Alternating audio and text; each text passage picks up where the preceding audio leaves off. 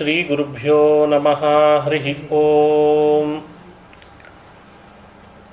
ಜನ್ಮಾದ್ಯಸ್ಯ ಯತೋನ್ವಯಾದಿತರತಶ್ಚಾರ್ಥೇಷ್ವಭಿಜ್ಞಸ್ವರಾಟ್ ತೇನೇ ಬ್ರಹ್ಮಹೃದಾಯಾದಿಕವಯೇ ಮುಹ್ಯಂತಿ M ಸೂರಯಃ.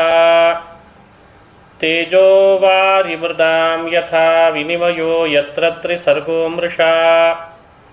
ಧಾಮ್ನಾ ಸ್ವೇನ ಸದಾ ನಿರಸ್ತಕುಹಕಂ ಸತ್ಯಂ ಪರಂ ಧೀಮಹಿ. ಸೃಷ್ಟಿಸ್ಥಿತ್ಯಪ್ಯಯೇಹ ನಿಯತಿರ್ಹಿತಮೋ ಬಂಧಮೋಕ್ಷಾಶ್ಚ ಯಸ್ಮಾತ್. ಅಸ್ಯ ಶ್ರೀ ಬ್ರಹ್ಮರುದ್ರ ಪ್ರಭೃತಿ ಸುರನರದ್ವೀಷಶತ್ರುತ್ಮಕಸ್ಯ ವಿಷ್ಣೋರ್ವ್ಯಸ್ತಾಃ ಸಮಸ್ತಾಃ ಸಕಲಗುಣನಿಧಿಃ ಸರ್ವದೋಷವ್ಯಪೇತಃ ಪೂರ್ಣಾನಂದೋ ವ್ಯಯೋ ಯೋ ಗುರುರಪಿ ಪರಮಃ ಚಿಂತಯೇತಂ ಮಹಾಂತಂ. ನಾರಾಯಣಂ ನಮಸ್ಕೃತ್ಯ ನರಂ ಚೈವ ನರೋತ್ತಮಂ ದೇವೀಂ ಸರಸ್ವತೀಂ ವ್ಯಾಸಂ ತತೋ ಜಯಮುದೀರಯೇತ್. ಅಭ್ರಮಂ ಭಂಗರಹಿತಂ ಅಜಡಂ ವಿಮಲಂ ಸದಾ ಆನಂದತೀರ್ಥಮತುಳಂ ಭಜೆ ತಾಪತ್ರಯಾಪಹಂ. ಯಂ ಪ್ರವ್ರಜಂತಮನುಪೇತಮಪೇತಕೃತ್ಯಂ ದ್ವೈಪಾಯನೋ ವಿರಹಕಾತರಾಜುಹಾವ. ಪುತ್ರೇತಿ ತನ್ಮಯತಯಾ ತರವೋಪಿ ನೇದುಃ ತಂ ಸರ್ವಭೂತಹೃದಯಂ ಮುನಿಮಾನತೋಸ್ಮಿ. ಮೂಕೋಪಿ ಯತ್ಪ್ರಸಾದೇನ ಮುಕುಂದಶಯನಾಯತೆ ರಾಜರಾಜಾಯತೆ ರಿಕ್ತೋ ರಾಘವೇಂದ್ರಂ ತಮಾಶ್ರಯೇ.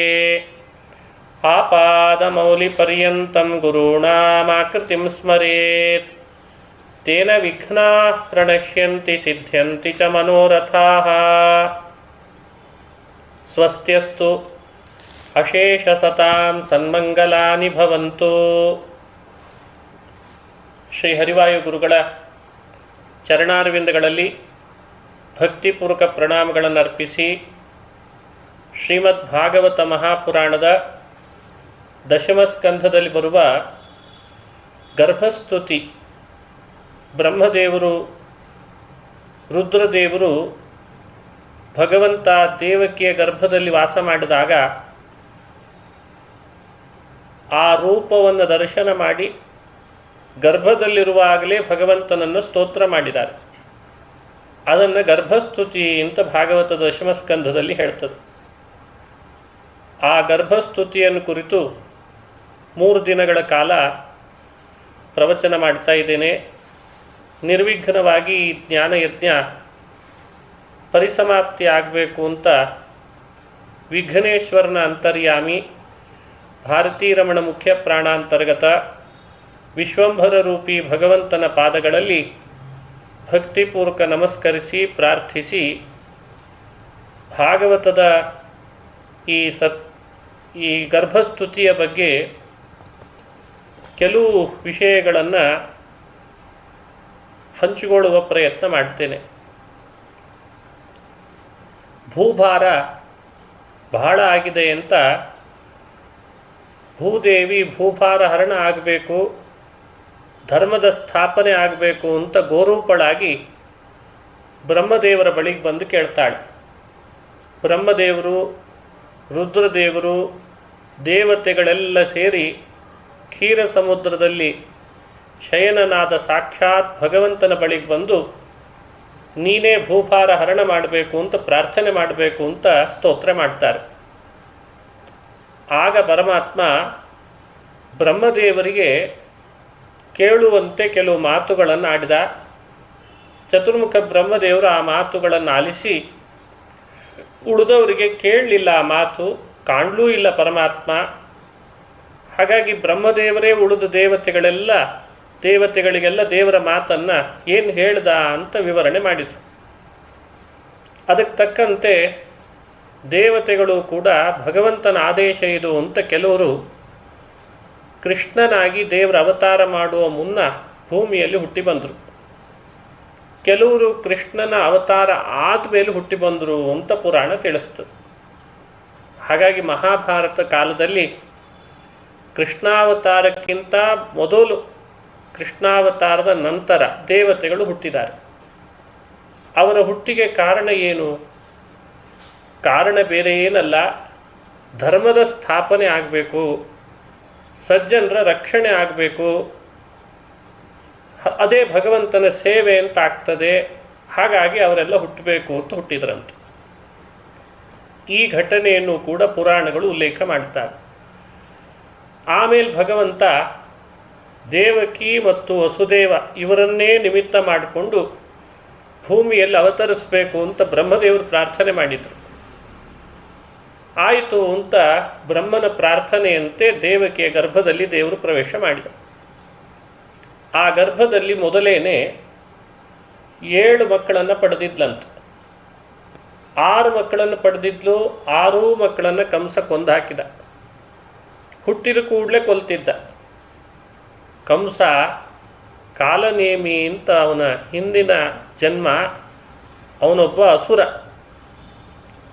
ಅವನು ಶಿಶು ಹತ್ಯೆ ಮಾಡ್ತಿದ್ದ, ಎಲ್ಲರನ್ನ ಹಿಂಸೆ ಮಾಡ್ತಿದ್ದ, ಸ್ವಾರ್ಥ ಮೆರಿತಿದ್ದ, ಬಹಳ ದುಷ್ಟನಾಗಿದ್ದ. ಅಂಥ ಕಂಸ ತನಗೆಲ್ಲಿ ಮೃತ್ಯು ಬರ್ತದೋ ದೇವಕಿ ಗರ್ಭದಲ್ಲಿ ಹುಟ್ಟಿದ ಮಕ್ಕಳಿಂದ ಅಂತ 6 ಮಕ್ಕಳನ್ನು ಕೊಂದ. 7ನೇದಾಗಿ ಗರ್ಭಧರಿಸಿದಾಳೆ ದೇವಕಿ. ಕೆಲವೇ ತಿಂಗಳಲ್ಲಿ ಗರ್ಭಸ್ರಾವ ಆಯಿತು ಅಂತ ಸುದ್ದಿ ಬಂತು. ನೋಡಿದರೆ ಅದು ಗರ್ಭಸ್ರಾವ ಆಗಿರಲಿಲ್ಲ. ಭಗವಂತನ ಇಚ್ಛೆಯಂತೆ ದುರ್ಗಾದೇವಿ ದೇವಕಿ ಗರ್ಭದಲ್ಲಿದ್ದ ಗರ್ಭವನ್ನು ಆಕರ್ಷಣೆ ಮಾಡಿ ರೋಹಿಣಿಯ ಗರ್ಭಕ್ಕೆ ಸೇರಿಸಿದ್ಲಂತ. ಹಾಗಾಗಿ ಮೇಲ್ನೋಟಕ್ಕೆ ಗರ್ಭಸ್ರಾವ ಆಗಿದೆ ಅಂತ, ಒಳನೋಟದಲ್ಲಿ ಆ ಗರ್ಭದ ಆಕರ್ಷಣೆ ಆಗಿದೆ. ರೋಹಿಣಿಯಲ್ಲಿ ಹುಟ್ಟುತ್ತಾನೆ. ಅವನೇ ಸಂಕರ್ಷಣ ಅಂತ ಪ್ರಸಿದ್ಧನಾದ. ಅವನಿಗೆ ಬಲರಾಮ ಅಂತ ಹೆಸರು ಬಂತು. ಸಂಕರ್ಷಣ ಮಿಮಂ ಪ್ರಾಹು ಗರ್ಭ ಸಂಕರ್ಷಣಾತ್ ಅಂತ ಹೇಳ್ತದೆ. ಅವನು ಅಣ್ಣ ಅಂತ ಪ್ರಸಿದ್ಧನಾದ. ವಸುದೇವನ ಮತ್ತೊಬ್ಬಳು ಪತ್ನಿ ಅವಳು. ಹಾಗಾಗಿ 7ನೇ ಮಗು ಕಂಸನ ಕೈಗೆ ಸಿಗಲಿಲ್ಲ. ಗರ್ಭಸ್ರಾವ ಆದದ್ದು ನಿಜ ಅಲ್ಲ, ಸುದ್ದಿ ಮಾತ್ರ ಹಬ್ಬಿಸಿದ್ದು. ದೇವಕಿ ಗರ್ಭದಲ್ಲಿದ್ದದ್ದೇ ಮಗು ರೋಹಿಣಿ ಗರ್ಭಕ್ಕೆ ಬಂದ್ಬಿಡ್ತಂತೆ. ಪುನಃ 8ನೇ ಗರ್ಭವತಿ ಆದಳು. 8ನೇ ಗರ್ಭವತಿ ಆದಾಗ, ಗರ್ಭ ಧಾರಣೆ ಮಾಡಿದಾಗ ಕಂಸ ಯಾವಾಗಲೂ ಒಮ್ಮೆ ಬಂದು ನೋಡಿಕೊಂಡು ಹೋಗಿತ್ತಂತೆ. ಓ, ಇವನೇ ನನ್ನ ಕೊಲ್ಲೋ ವಿಷ್ಣು ಅಂತ ಅಶರೀರವಾಣಿಯಲ್ಲಿ ಹಾಗೆ ಹೇಳಿತ್ತು ಕಂಸನಿಗೆ. ಇವಳಲ್ಲಿ ಹುಟ್ಟೋ 8ನೇ ಗರ್ಭದ ಮಗುನೇ ನಿನ್ನ ಹಂತಕ ಅಂತ. ಹಾಗಾಗಿ ತಲೆಯಲ್ಲಿ ತುಂಬಿಕೊಂಡಿದ್ದ, 8ನೇ ಮಗು ಹುಡ್ತದೆ, ಅವನೇ ದೇವತಾ ಪಕ್ಷಪಾತಿ ವಿಷ್ಣು, ನನ್ನನ್ನು ಕೊಲ್ಲುವವ ಅಂತ ತಲೆಯಲ್ಲಿ ಇಟ್ಕೊಂಡಿದ್ದ. ಸ್ವಲ್ಪ ಸೈನ್ಯ ಜಾಸ್ತಿ ಸೇರಿಸಿದ್ದಂತೆ ಕಾಯಲಿಕ್ಕೆ ಅಂತ ಕಾರಾಗೃಹವನ್ನು. ಹಾಗಾಗಿ ಕಾರಾಗೃಹದ ಸುತ್ತಲೂ ಇಮ್ಮಡಿ ಮಾಡಿದ್ದ ಸೈನಿಕರನ್ನು. ದೇವಕಿ ಗರ್ಭದೊಳಗೆ ವಿಷ್ಣುನನ್ನೇ ಧರಿಸಿದಾಳೆ. ಬ್ರಹ್ಮರುದ್ರಾದಿಗಳಿಗೆ ಭಗವಂತನ ಬಗ್ಗೆ ಕುತೂಹಲ ಆಯಿತು. 14 ಲೋಕವನ್ನು ಆಳುವ ಶ್ರೀಹರಿ ಚಿನ್ಮಯ, ಸಾಕಾರ, ಆನಂದ ರೂಪ, ಈ ಪುಟ್ಟ ಗರ್ಭದಲ್ಲಿ ಹೇಗೆ ವಾಸ ಮಾಡಿರ್ತಾನೆ ಅಂತ ನೋಡಬೇಕು ಅಂತ ಕುತೂಹಲ. ಹಾಗಾಗಿ ಬ್ರಹ್ಮಲೋಕದಿಂದ ಬ್ರಹ್ಮದೇವರು ಕೆಳಗೆ ಬಂದ್ರಂತೆ ಭೂಮಿಗೆ. ಆಕಾಶ ಮಾರ್ಗವಾಗಿ ಬಂದಿದ್ದಾರೆ. ಕಂಸ ಕಾರಾಗೃಹದಲ್ಲಿ ಕೈ ತುಂಬ ಬೇಡಿ ಹಾಕಿ, ಕಾಲಿಗೆಲ್ಲ ಬೇಡಿ ಹಾಕಿಟ್ಟಿದ್ದ ವಸುದೇವ ದೇವಕಿಯರಿಬ್ಬರನ್ನ. ಇವರು ಕಾರಾಗೃಹಕ್ಕೆ ಬಂದರು. ಬ್ರಹ್ಮದೇವರು, ರುದ್ರದೇವರು ಬಂದರು, ಶಿವ ಬಂದ. ಗರ್ಭಾಂಬುದಿಯನ್ನು ನೋಡಿದರು. ಗರ್ಭದೊಳಗೆ ಕೃಷ್ಣ ಹೇಗಿದ್ದಾನೆ, ಶ್ರೀಕೃಷ್ಣ ಅಲ್ಲಿಯೂ ಶೇಷನ ಮೇಲೆ ಹೇಗೆ ಪೌಡಿಸ್ತಿರ್ತಾನೋ ಹಾಗೇ ಇದ್ದಂತೆ. ಯಾವ ವ್ಯತ್ಯಾಸ ಇಲ್ಲ. ಇದೇ ಭಗವಂತನ ಮಹಿಮೆ ಅಂತಾರೆ. ಗರ್ಭದೊಳಗಿರುವಾಗಲೂ ಪರಮಾತ್ಮ ಬ್ರಹ್ಮರುದ್ರರಿಗೆ ಹಾಗೇ ದರ್ಶನ ಕೊಟ್ಟ ಅಂತ ಪುರಾಣ ಹೇಳ್ತದೆ. ಇದರಿಂದಲೇ ತಿಳಿಯುತ್ತದೆ ಗರ್ಭವಾಸ ನಿಮ್ಮಂತೆ ಭಗವಂತ ಮಾಡಲಾರ. ನಾವೆಲ್ಲ ಗರ್ಭದೊಳಗಿರುವಾಗ ಬೇರೆ ಬೇರೆ ಥರದ ದುಃಖ ಅನುಭವಿಸ್ತೇವೆ. ನರಕದಲ್ಲಿ ಅನುಭವಿಸುವ ದುಃಖಕ್ಕಿಂತ 3 ಪಟ್ಟು ಹೆಚ್ಚಂತೆ ಗರ್ಭವಾಸದ ದುಃಖ. ಹಾಗಾಗಿ ಗರ್ಭವಾಸ ಅಂದರೆ ದುಃಖಮಯ ಅಂತ ಪ್ರಸಿದ್ಧಿ ಇದೆ. ಭಗವಂತ ಗರ್ಭವಾಸ ಹೇಗೆ ಮಾಡಿದ? ನಿಮ್ಮಂತೆ ಮಾಡಲಿಲ್ಲ. ಅದಕ್ಕೆ ಹಿರಿಯರು ಉದಾಹರಣೆ ಕೊಡ್ತಾರೆ. ಪ್ರಹ್ಲಾದ ಕರೆದಾಗ ಕಂಬದಿಂದಲೇ ಭಗವಂತ ಬಂದ ಲಕ್ಷ್ಮೀ ನರಸಿಂಹನಾಗಿ. ಅಲ್ಲಿ ಕಂಬ ಅಪ್ಪ ಅಮ್ಮ ಅನ್ಲಿಕ್ಕಾಗ್ತದೆಯೇ? ಕಂಬದಲ್ಲಿ ಹೇಗೆ ವಾಸ ಮಾಡಿದ್ದ? ಅವನ ಅಚಿಂತ್ಯ ಶಕ್ತಿ ಇದೆ, ಅವನಲ್ಲಿ ವಾಸ ಮಾಡಿದ್ದ ಅಂತ ಹೇಳಬೇಕಷ್ಟೆ. ಎಲ್ಲೆಡೆ ಇರುವವನಿಗೆ ಗರ್ಭದಲ್ಲಿರೋದು ಏನು ದೊಡ್ಡದು, ಕಂಬದಲ್ಲಿರೋದು ಏನು ದೊಡ್ಡದು? ಅಂತರ್ಬಹಿಶ್ಚ ತತ್ಸರ್ವಂ ವ್ಯಾಪ್ಯ ನಾರಾಯಣ ಸ್ಥಿತಃ. ಅಂತಹ ಬಹಿಹಿ, ಪ್ರತಿ ವಸ್ತುಗಳ ಒಳಗೂ ಇದ್ದಾನೆ, ಪ್ರತಿ ವಸ್ತುಗಳ ಹೊರಗೂ ಇದ್ದಾನೆ ಅಂತ ವೇದ ಹೇಳ್ತದೆ. ಎಲ್ಲರ ಒಳಗೆ ಹೊರಗಿರುವ ಶ್ರೀಹರಿಗೆ ಗರ್ಭದೊಳಗಿರೋದು ಏನು ದೊಡ್ಡದು? ಹಾಗಾಗಿ ಭಗವಂತ ಗರ್ಭದೊಳಗೂ ಒಂದು ರೂಪದಿಂದ ಯಾವ ಅಲ್ಲಿದ್ದಂಥ ಮಲ ಸಂಪರ್ಕ ಆಗದಂತೆ ಪರಿಶುದ್ಧನಾಗಿ ಚಿನ್ಮಯನಾಗಿಯೇ ಇದ್ದಂತೆ. ಅಲ್ಲಿಗೆ ಬ್ರಹ್ಮರುದ್ರರು ಬಂದು ದರ್ಶನ ಮಾಡಿ ಆ ಭಗವಂತನನ್ನು ಸ್ತೋತ್ರ ಮಾಡ್ತಾ ಇದ್ದಾರೆ. ಬ್ರಹ್ಮ ಭವಶ್ಚ ತತ್ರೈತ್ಯ ಮುನಿಭಿರ್ನಾರದಾದಿಭಿಃ ದೇವೈಃ ಸಾನುಚರೈಃ ಸಾಕಂ ಗೀರ್ಭಿರ್ವಿಷ್ಣುಮಥಾಸ್ತುವತ್. ಬ್ರಹ್ಮ ಬಂದ, ಶಿವ ಬಂದ, ಜೊತೆಗೆ ಕೆಲವು ನಾರದಾದಿ ಮುನಿಗಳು ಬಂದರು, ದೇವತೆಗಳು ಬಂದರು. ಈ ಮುಂದೆ ಹೇಳುವಂಥ ಸ್ತೋತ್ರವನ್ನು ಆ ಬ್ರಹ್ಮ ಮತ್ತು ಬ್ರಹ್ಮದೇವರು ರುದ್ರದೇವರು ಮಾಡಿದರು. ಗೀರ್ಭಿಹಿ ವಿಷ್ಣು ಮಥಾಸ್ತುವನ್. ಈ ರೀತಿ ಬ್ರಹ್ಮದೇವರನ್ನು ಸ್ತೋತ್ರ ಮಾಡಿದರು, ಭಗವಂತನನ್ನು ಸ್ತೋತ್ರ ಮಾಡಿದರು ಅಂತ ಹೇಳ್ತದೆ ಪುರಾಣ. ಆ ಸ್ತೋತ್ರ ಎಷ್ಟು ಅದ್ಭುತ ಇದೆ ಅಂದರೆ ವೇದಗಳಲ್ಲಿದ್ದ ವಿಷಯಗಳೆಲ್ಲ ಈ ಸ್ತೋತ್ರದಲ್ಲಿ ಬಂದಿದೆ. ಒಬ್ಬ ಸಾಮಾನ್ಯ ವ್ಯಕ್ತಿ ಭಗವಂತನನ್ನು ಹೇಗೆಲ್ಲ ತಿಳಿಬಹುದು ಅನ್ನೋದು ಹೇಳ್ಕೊಡ್ತದೆ. ಪೂರ್ಣ ತಿಳಿಲಿಕ್ಕಾಗಲ್ಲ, ಇಷ್ಟಾದರೂ ತಿಳಿಲಿ ಅಂತ ಹೇಳ್ಕೊಡ್ತದೆ. ಬ್ರಹ್ಮದೇವರ ಸ್ತೋತ್ರ ಅಂದರೆ ಸಾಮಾನ್ಯ ಅಲ್ಲ. 4 ವೇದ 4 ಮುಖದಿಂದ ಯಾವಾಗಲೂ ಹೇಳ್ತಾರೆ. ಅವರೇ ಅಲ್ವೇ ಬ್ರಹ್ಮದೇವರು? ಅವರ ಮುಖದಿಂದ ಸ್ತೋತ್ರ ಬಂದಿದೆ ಅಂದರೆ ಎಷ್ಟು ಅರ್ಥಗರ್ಭಿತ ಆಗಿರಬೇಕು. ಒಬ್ಬೊಬ್ಬ ವ್ಯಕ್ತಿಯು ಭಗವಂತನ ಬಗ್ಗೆ ತಿಳಿಲೇಬೇಕಾದದ್ದು ಅವಶ್ಯ ಕರ್ತವ್ಯ. ಸಂಸಾರದಲ್ಲಿ ಏನಿಲ್ಲ ಅಂತ ಪರಿಚಯ ಆಗಿದೆ, ಅದನ್ನು ಪ್ರತ್ಯೇಕ ವರ್ಣಿಸೋದು ಬೇಡ. ಆದರೆ ಸಂಸಾರ ದಾಟುವ ಉಪಾಯ ಏನು? ಆ ಉಪಾಯ ತಿಳಿಯದೆ ಒದ್ದಾಡುವ ನಮ್ಮಂಥವರಿಗೆ ಭಾಗವತ ಅಲ್ಲಲ್ಲಿ ಭಕ್ತರು ಮಾಡಿದ ಸ್ತೋತ್ರಗಳು ಭಗವಂತನ ಪಾದಾಂಬುಜದ ಉಪಾಸನೆಯೇ ನಮ್ಮ ಈ ಸಂಸಾರ ಸಾಗರ ದಾಟ್ಲಿಕ್ಕೆ ಉಪಾಯ ಅಂತ ಹೇಳ್ತದೆ. ಅದನ್ನು ತಿಳಿಸಿ ಅವನಲ್ಲಿ ಶ್ರದ್ಧೆ ಹುಟ್ಟಿಸಿ ಅವನ ಸ್ಮರಣೆ ನಿರಂತರ ಬರೋ ಹಾಗೆ ಮಾಡಿ ನಮ್ಮನ್ನು ಸಂಸಾರದಿಂದ ಪಾರುಗಾಣಿಸ್ತದೆ. ಆ ಕಾರ್ಯ ಭಾಗವತದಲ್ಲಿ ಬರೋ ಎಲ್ಲ ಸ್ತೋತ್ರಗಳೂ ಮಾಡ್ತಾವೆ. ಅದರಲ್ಲಿ ವಿಶೇಷವಾಗಿ ಗರ್ಭಸ್ತುತಿ ಮಾಡ್ತದೆ. ಹಿರಿಯರು ಹೇಳ್ತಾರೆ, ಗರ್ಭಸ್ತುತಿಯನ್ನು ಕೇಳಿಬಿಟ್ರೆ, ಹೇಳಿದರೆ, ಪಾರಾಯಣ ಮಾಡಿದರೆ ಭಗವಂತ ನಮ್ಮ ಮೇಲೆ ಏನು ಮಾಡ್ತಾನೆ, ಏನು ಅನುಗ್ರಹ ಮಾಡ್ತಾನೆ ಅಂದರೆ ಮತ್ತೆ ನಾವು ಗರ್ಭವಾಸ ಮಾಡದೇ ಇರೋ ಹಾಗೆ ಮಾಡ್ತಾನಂತೆ. ಗರ್ಭವಾಸ ಅನ್ನೋದು ದುಃಖಕರ. ಆದ್ದರಿಂದ ಪದೇ ಪದೇ ಮನುಷ್ಯ ಗರ್ಭವಾಸ ಮಾಡದೇ ಇರೋ ಹಾಗೆ ಗರ್ಭಸ್ತುತಿಯ ಶ್ರವಣದಿಂದ ಅನುಸಂಧಾನದಿಂದ ಆಗ್ತದೆ ಅಂತ ಹೇಳ್ತಾರೆ. ಇನ್ನೂ ಬೇರೆ ಬೇರೆ ಫಲಗಳು ಇದ್ದಾವೆ ಗರ್ಭಸ್ತುತಿಯ ಶ್ರವಣದಿಂದ. ಬ್ರಹ್ಮಭವೌ ಚತುಃ ಸತ್ಯವ್ರತಂ ಸತ್ಯಪರಂ ತ್ರಿಸತ್ಯಂ ಸತ್ಯಸ್ಯ ಯೋನಿಂ ನಿಹಿತಂಚ ಸತ್ಯೇ ಸತ್ಯಸ್ಯ ಸತ್ಯಂ ಉತ ಸತ್ಯನೇತ್ರಂ ಸತ್ಯಾತ್ಮಕಂ ತ್ವಾಂ ಶರಣಂ ಪ್ರಪನ್ನಾಃ ಏಕಾಯನೋಸೌ ದ್ವಿಫಲಸ್ತ್ರಿಮೂಲಃ ಚತುರಸಃ ಪಂಚಶಿಪಃ ಷಡಾತ್ಮಾ ಸಪ್ತತ್ವಗಷ್ಟವಿಟಪೋ ನವಾಕ್ಷೋ ದಶಚ್ಛದಿ ದ್ವಿಖಗೋ ಹ್ಯಾದಿವೃಕ್ಷಃ ತ್ವಮೇಕ ಏವಾಸ್ಯ ಸತಃ ಪ್ರಸೂತಿಃ ಸ್ಥಾನಂ ನಿಧಾನಂ ತ್ವಮನುಗ್ರಹಶ್ಚ ತ್ವನ್ಮಾಯಯಾ ಸಂವೃತಚೇತಸಸ್ತ್ವಾಂ ಪಶ್ಯಂತಿ ನಾನಾ ನ ವಿಪಶ್ಚಿತೋ ಯೇ ಬಿಭರ್ಷಿ ರೂಪಾಣ್ಯವಬೋಧ ಆತ್ಮನ್ ಕ್ಷೇಮಾಯ ಲೋಕಸ್ಯ ಚರಾಚರಸ್ಯ ಸತ್ವೋಪಪನ್ನಾನಿ ಸುಖಾವಹಾನಿ ಸತಾಮಭದ್ರಾಣಿ ಮುಹುಃಖಲಾನಾಂ ತ್ವಯಂಬುಜಾಕ್ಷಾಖಿಲ ಸತ್ವಧಾಮ್ನಿ ಸಮಾಧಿನಾವೇಶಿತಚೇತಸೋ ಯೇ ತ್ವತ್ಪಾದಪೋತೇನ ಮಹತ್ಕೃತೇನ ಕುರ್ವಂತಿ ಗೋವತ್ಸ ಪದಂ ಭವಾಬ್ಧಿಂ. ಹೀಗಿದು ಶ್ಲೋಕಗಳು ಈ ವೃತ್ತದಲ್ಲಿ ಮೂಡಿಬಂದಿದ್ದಾವೆ. ಭಾಗವತದ ಪ್ರತಿ ಶ್ಲೋಕಗಳು ಅದ್ಭುತವೇ.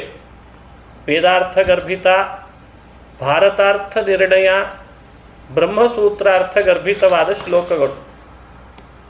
ಅಷ್ಟೇ ಭಕ್ತಿ ಪ್ರಚೋದಕವಾದ ಶ್ಲೋಕ.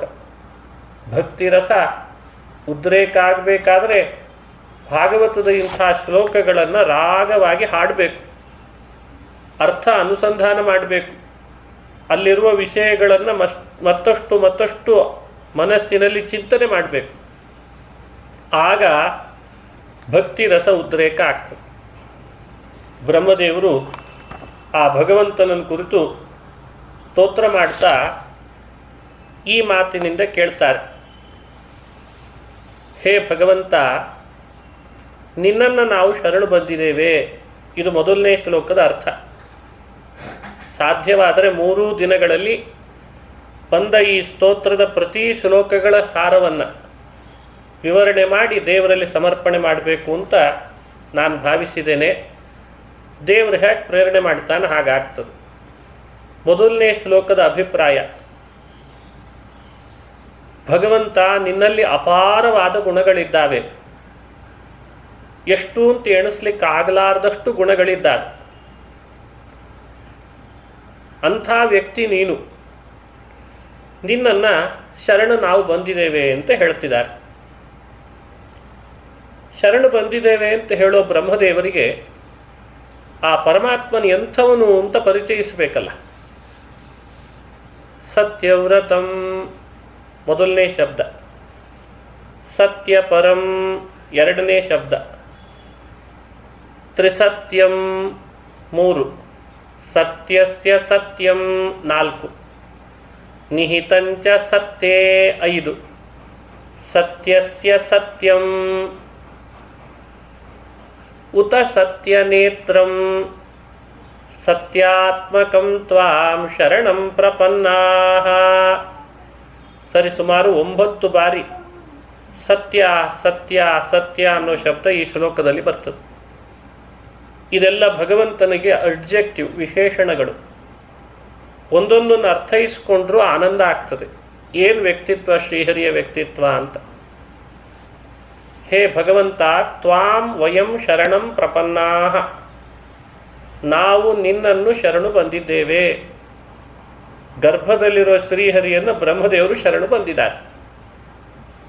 ಶರಣು ಬಂದಿದ್ದೇವೆ ಅಂತ ಹೇಳುವಾಗ ಮೊದಲು ಹೇಳಿದ್ದು ಸತ್ಯವ್ರತಂ, ನೀನು ಸತ್ಯವ್ರತ ಆದ ಕಾರಣವೇ ಶರಣು ಬಂದಿದ್ದೇವೆ. ಎಲ್ಲರೂ ಒಂದೊಂದು ವ್ರತ ಮಾಡಬೇಕು ಅಂತಿದೆ ಅಲ್ಲ. ಸ್ತ್ರೀಯರು ಪತಿವ್ರತರಾಗಿರಬೇಕು, ಪುರುಷರು ಪತ್ನಿ ವ್ರತರಾಗಿರಬೇಕು. ಹಾಗೆ ಒಬ್ಬೊಬ್ಬರಿಗೆ ಒಂದೊಂದು ವ್ರತ ಇದೆ. ಇನ್ನಿತರ ವ್ರತಗಳು ಶಾಸ್ತ್ರಗಳು ಹೇಳ್ತಾವೆ. ಹಾಗೆ ದೇವರು ಒಂದು ವ್ರತ ಮಾಡ್ತಾನೆ. ಯಾವ ವ್ರತ ಅಂದರೆ ಸತ್ಯವ್ರತಂ, ಸತ್ಯವ್ರತನಾಗಿದ್ದಾನೆ ಅಂತ ಒಂದರ್ಥ. ಆ ಶಬ್ದದ ನೈಜ ಅಭಿಪ್ರಾಯ ಸತ್ಯ ಅಂದರೆ ಪೂರ್ಣ ಜ್ಞಾನಾನಂದ ಅಂತ ಅರ್ಥ. ಅದು ವೇದದಲ್ಲಿ ಬಂದಿದೆ ಭಗವಂತನ ಲಕ್ಷಣ ಹೇಳುವಾಗ. ಬ್ರಹ್ಮನ ಲಕ್ಷಣ ಏನು? ನಮ್ಮ ನಿಮ್ಮೆಲ್ಲರ ಹೃದಯ ಗುಹಾಶಯದಲ್ಲಿ ಸದಾ ನೆಲೆಸಿರುವಂಥ ಪರಬ್ರಹ್ಮನ ಲಕ್ಷಣ ಏನು? ಸತ್ಯಂ ಜ್ಞಾನಮನಂತಂ ಬ್ರಹ್ಮ ಯೋ ವೇದ ನಿಹಿತಂ ಗುಹಾಯಾಂ ಪರಮೇ ವ್ಯೋಮನ್ ಅಂತ ಉಪನಿಷತ್ತು ಹೇಳ್ತದೆ. ಅದನ್ನು ಸತ್ಯ ಅನ್ನೋ ಶಬ್ದದಿಂದ ಸ್ಪಷ್ಟಪಡಿಸಿತು. ಪೂರ್ಣಾನಂದ ಜ್ಞಾನರೂಪನಾದ ಭಗವಂತ ಸತ್ಯ, ಅದೇ ಅವನ ವ್ರತ. ಅದೇ ಅವನ ವ್ರತ ಅಂದರೆ ಯಾವತ್ತೂ ಅವನಿಂದ ಅದು ಬಿಟ್ಟು ಹೋಗಲ್ಲ ಅಂತ ಅರ್ಥ. ಪೂರ್ಣಾನಂದತೆ, ಪೂರ್ಣಜ್ಞಾನ ಭಗವಂತನಿಂದ ಬೇರ್ಪಟ್ಟದ್ದು ಅಂತಿಲ್ಲ, ಇದು ಅವನ ಸ್ವರೂಪ. ಭಗವಂತನಿಂದ ಜ್ಞಾನ ಯಾವತ್ತೂ ಬೇರ್ಪಟ್ಟಿಲ್ಲ, ಭಗವಂತನ ಆನಂದ ಅವನಿಂದ ಬೇರ್ಪಟ್ಟಿಲ್ಲ. ಅಂಥ ಅದ್ಭುತವಾದ ಸ್ವರೂಪ ಪರಮಾತ್ಮಂತ. ಇದು ಮೊದಲನೇ ಸತ್ಯವ್ರತಂ ಅನ್ನೋ ಶಬ್ದದಿಂದ ನಾವು ಅನುಸಂಧಾನ ಮಾಡಬೇಕು. ಸತ್ಯ ಪರಂ, ಪರ ಅಂದರೆ ವಿಲಕ್ಷಣ, ವಿಭಿನ್ನ ಅಂತ ಅರ್ಥ. ಸತ್ಯಕ್ಕಿಂತಲೂ ಪರ. ಯಾವ ಅರ್ಥದಲ್ಲಿ ಸತ್ಯ ಅಂತ ಕರೀತಾರೆ? ಈಗ ಎರಡನೇ ಶಬ್ದ ಇದು. ಪೃಥಿವಿ, ಅಪು ತೇಜಸ್ಸನ್ನು ಸತ್ಯ ಅಂತ ವೇದಗಳಲ್ಲಿ ಕರೀತಾರೆ. ಮೂರ್ತವನ್ನು, ಮೂರ್ತ ಪದಾರ್ಥ ಅಮೂರ್ತ ಪದಾರ್ಥ ಅಂತ ಎರಡಂತೆ. ಮೂರ್ತಂ ಸದಿತಿ ಸಂಪ್ರೋಕ್ತಂ, ಅಮೂರ್ತಂ ಅಸದಿತಿ ಉಚ್ಯತೆ ಅಂತ ಮೂರ್ತ ಪದಾರ್ಥ ಪೃಥಿವಿ, ಅಪು, ತೇಜಸ್ಸು, ಅವುಗಳಿಗೆ ಸತ್ಯ ಅಂತ ಹೆಸರು.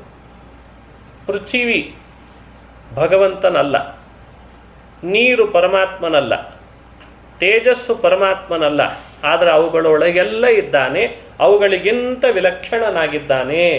ಈ ಅರ್ಥದಲ್ಲಿ ಸತ್ಯ ಪರಂ ಅಂತ ತಿಳಿಬೇಕಂತ. ಸತ್ಯವ್ರತಂ, ಸತ್ಯ ಪರಂ, ತ್ರಿಸತ್ಯಂ. ತ್ರಿಸತ್ಯಂ ಅಲ್ಲಿಯೂ ಸತ್ಯ ಶಬ್ದ ಆಡಿದ್ದಾರೆ.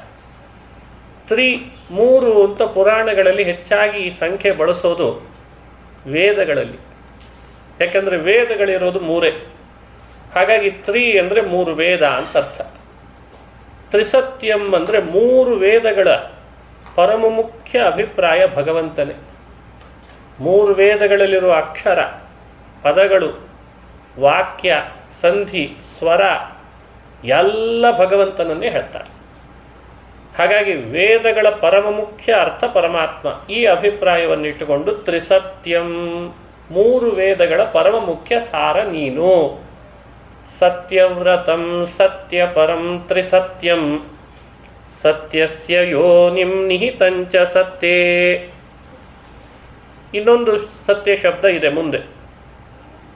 ಆ ನಾಲ್ಕನೆಯ ಸತ್ಯ ಶಬ್ದದ ಅರ್ಥ, ಈ ಅನುಭವಕ್ಕೆ ಬರ್ತಾ ಇರೋ ಏನು ಪ್ರಪಂಚ ಇದೆ ಇದು ಅಬಾಧಿತವಾದದ್ದು, ಇದು ಸುಳ್ಳಲ್ಲ. ಇದನ್ನು ಸುಳ್ಳು ಅಂತ ತಿಳಿಬಾರದು. ಎಲ್ಲರ ಅನುಭವಕ್ಕೆ ಬರ್ತಾ ಇದೆ, ಹಾಗಾಗಿ ಇದು ಸತ್ಯ. ಇದಕ್ಕೆ ಯೋನಿ ಅಂದರೆ ಮೂಲ ಕಾರಣ ಅಂತ ಅರ್ಥ.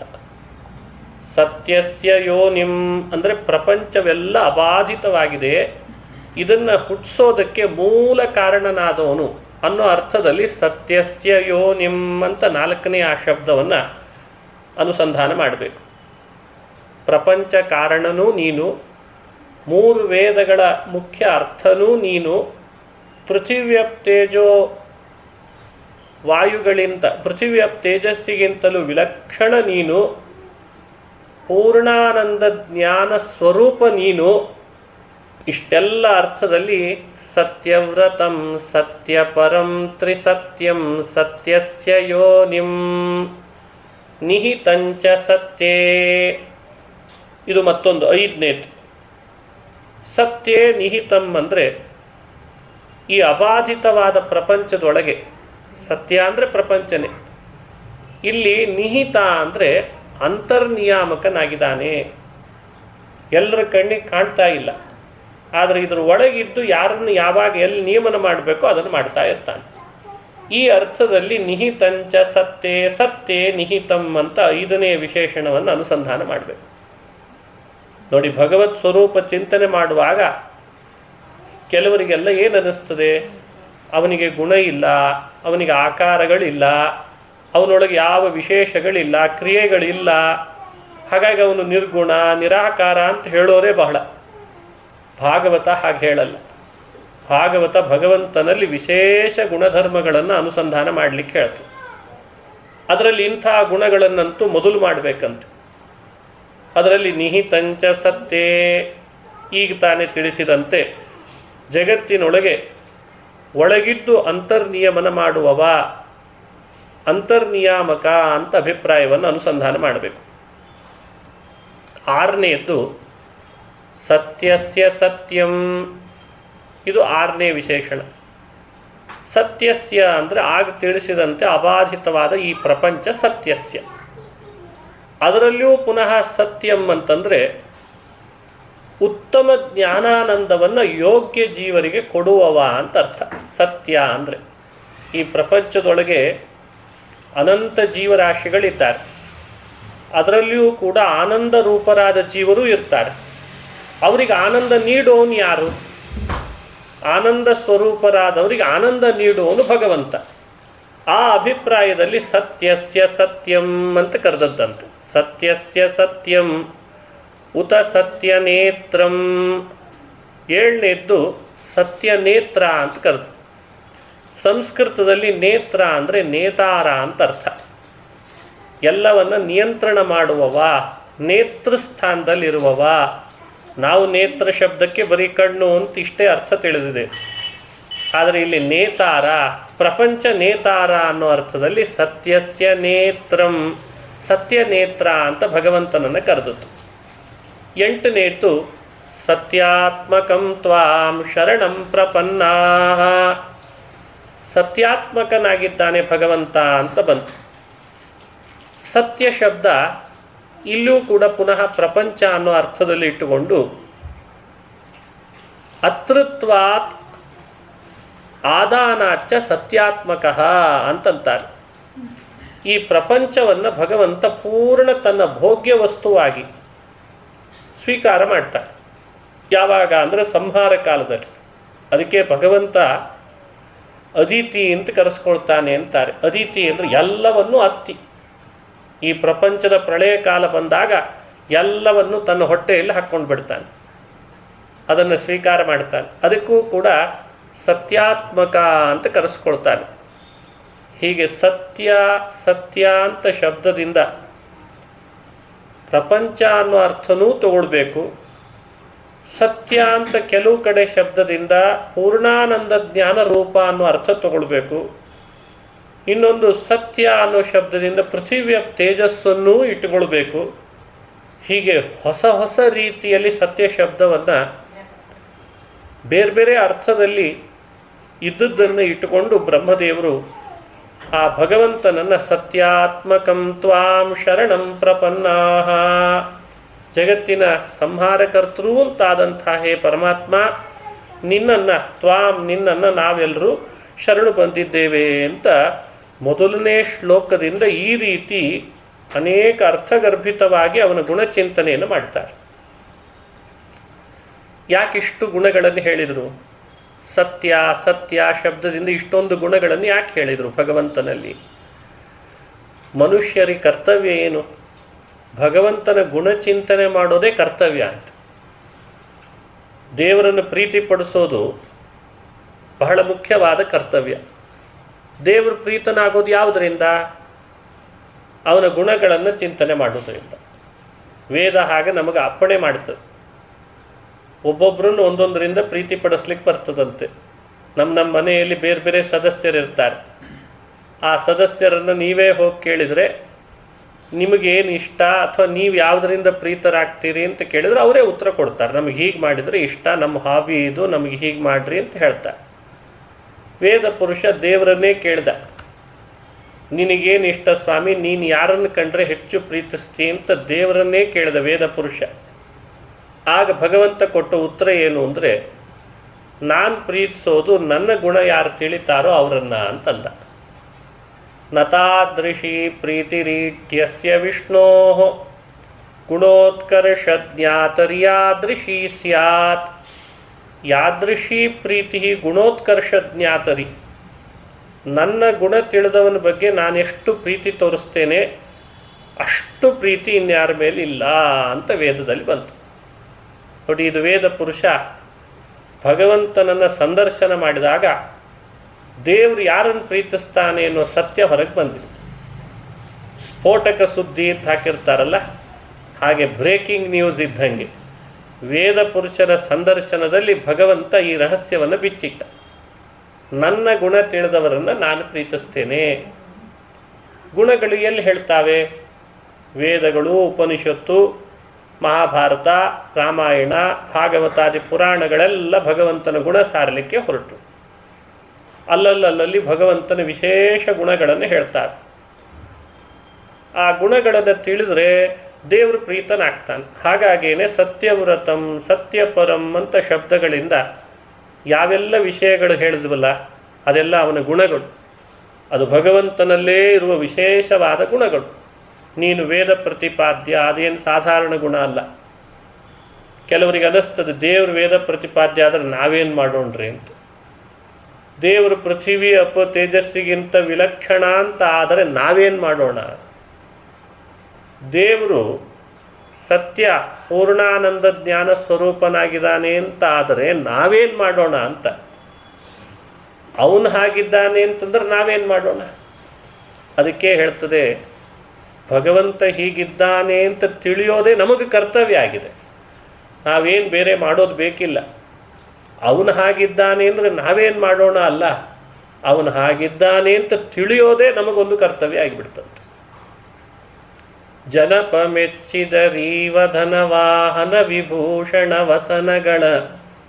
ಒಬ್ಬ ರಾಜ ನಮ್ಮ ಬಗ್ಗೆ ಬಹಳ ಸಂತುಷ್ಟನಾಗಿದ್ದಾನೆ ಅಂದರೆ ಕೈಯಲ್ಲಿರುವಂಥ ಆಭರಣ ತೆಗೆದುಕೊಡ್ಬೋದು. ಏನು ಒಳ್ಳೆ ಕಲೆಯನ್ನು ವ್ಯಕ್ತಪಡಿಸಿದಿ, ಒಳ್ಳೆ ಭರತನಾಟ್ಯ ಮಾಡಿದಿ ಅಂತ ತನ್ನ ಕೊರಳಲ್ಲಿರೋ ಹಾರವನ್ನು, ಕೈಯಲ್ಲಿರೋ ಆಭರಣವನ್ನು, ರಥವನ್ನು, ಒಂದು ಮನೆಯನ್ನು ನಮಗೆ ಅಂತ ಕೊಡ್ಬೋದು ಉಡುಗೊರೆಯಾಗಿ. ಭಗವಂತ ಪ್ರೀತನಾದ ಅಂದರೆ ಬರೀ ವಾಹನ, ಆಭರಣ ಅವುಗಳನ್ನು ಕೊಡಲ್ಲಂತೆ, ತನ್ನನ್ನೇ ಕೊಟ್ಬಿಡ್ತಾನಂತೆ. ಇದು ಭಗವಂತನ ಮಹಿಮೆ. ಅವನಲ್ಲಿ ಭಕ್ತಿ ಮಾಡಿ, ಶ್ರದ್ಧೆ ಮಾಡಿ, ಅವನನ್ನು ಪ್ರೀತಿಪಡಿಸಿ ಅವನ ಗುಣಗಳನ್ನು ಚಿಂತನೆ ಮಾಡುವ ತನ್ನ ಭಕ್ತನಿಗೆ ತನ್ನನ್ನೇ ಕೊಡ್ತಾನೆ ಅಂತಿದೆ. ಈ ರೀತಿ ಹೇಳಿದ್ದನ್ನು ನೋಡಿ ಆದರೂ ಅವನಲ್ಲಿ ಶ್ರದ್ಧೆ, ಭಕ್ತಿ, ಅವನ ಗುಣ ಚಿಂತನೆ ಮಾಡಬೇಕಾದದ್ದು ನಮ್ಮ ಕರ್ತವ್ಯ ಅಲ್ವೇ? ಅದನ್ನೇ ಶಿಕ್ಷಣ ಕೊಡಲಿಕ್ಕೋಸ್ಕರ ಬ್ರಹ್ಮದೇವರು 4 ವೇದಗಳಿಂದ ಸದಾ ಭಗವಂತನ ಗುಣಚಿಂತನೆ ಮಾಡೋರಾದರೂ ಪ್ರಸಂಗ ಬಂದಾಗೆಲ್ಲ ಈ ರೀತಿ ಸ್ತೋತ್ರಗಳನ್ನು ಮಾಡಿ ಲೋಕಕ್ಕೆ ಶಿಕ್ಷಣ ಕೊಡ್ತಾರೆ. ನಾನು ದೇವರನ್ನು ಸದಾ ಪ್ರೀತಿಪಡಿಸ್ತೇನೆ, ಗುಣಚಿಂತನೆ ಮಾಡ್ತಿರ್ತೇನೆ, ನೀವು ಅದೇ ಗುಣಗಳನ್ನು ದೇವರಲ್ಲಿದ್ದಾವೆ ಅಂತ ಚಿಂತಿಸ್ರಿ, ಭಗವಂತ ಪ್ರೀತನಾಗಿ ನಿಮ್ಮನ್ನು ಅನುಗ್ರಹಿಸ್ತಾನೆ. ಇದು ಗರ್ಭಸ್ತುತಿಯ ಮತ್ತೊಂದು ಅಂಶ.